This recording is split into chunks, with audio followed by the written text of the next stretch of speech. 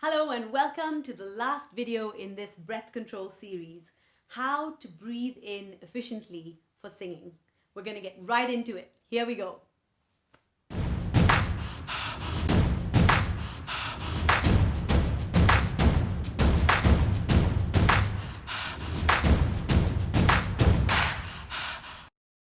So here's the truth about breath control.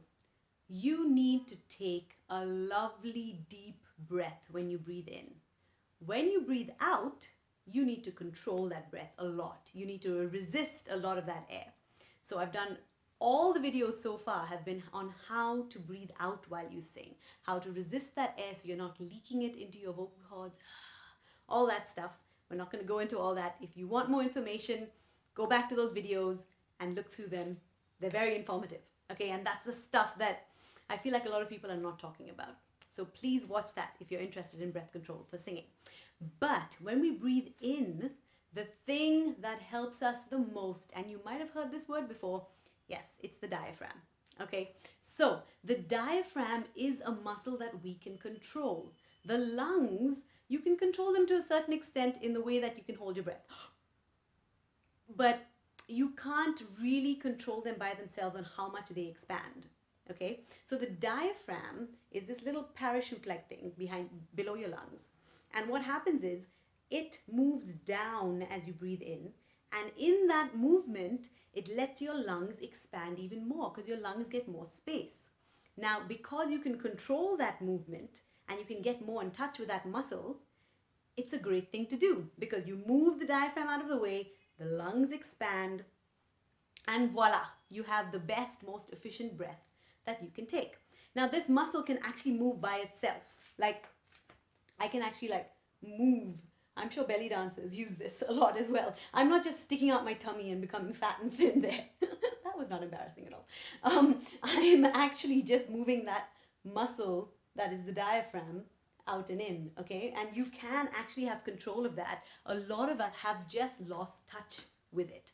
The funny thing is, if you lie down just before you go to sleep at night and you're just about falling asleep, you're relaxed enough for your body to just take over, you put your hand just below your chest on your diaphragm and you will feel yourself reverting to really good breathing technique. Okay, this is what we were born with. This is what we were naturally made to do. So do that tonight, definitely. But besides that, what you need to do, first of all, just to get in touch with it, is you need to first let your tummy help you. Okay, become fat when you breathe in, become thin when you breathe out. Okay, just imagine you're inflating a balloon, taking in air, blowing up that balloon, then squeezing all that air out and letting it out. Okay, that's the first step. Now you'll probably laugh at me when you hear this, but I took about 2 months just to get used to that because I used to do the opposite. I used to breathe in and my chest would expand, my tummy would collapse, and then I would breathe out and this would become big and this would collapse. And that is the opposite to what we need, okay? And that is why we have so many people doing shoulder breaths. And that's beautiful for when you're acting, like, and all that, but it's not great for singing, okay? The most efficient breath happens when you think low and deep and you really think about filling up all the way deep down, okay? One of the teachers that I had described this as, you know, when you press a toothpaste tube, the most efficient way is from the bottom, irrespective of what you middle people say, okay? The most efficient way is to press it from the bottom as you go up, and that's what you're doing with your diaphragm. You're letting that space come in, and so your lungs expand, and then you're squeezing from the bottom, and so that last bit of air will still be left for you to use, and that's really the best way to breathe. Okay, so let's go on to the exercises. Breathe in, make your tummy big. Breathe out, make your tummy small. So for now, just let it be your tummy. Don't worry so much about where your diaphragm is and where the pot belly is and all those things, okay? Just let it be your tummy because you're just getting used to it. And once you get used to that movement, big breathe in, small breathe out. Big breathe in, small breathe out. And that starts to become normal. Then you can move on to this next step, okay? So if that's all you need to learn for now, then that's all you need to learn for now. Don't rush this process because learning the basics really help. Okay, the next step is going to be, you're going to put your hand on your hips, but you're going to bring them a little higher so you can feel the edge of your rib cage, you know, those bones over there.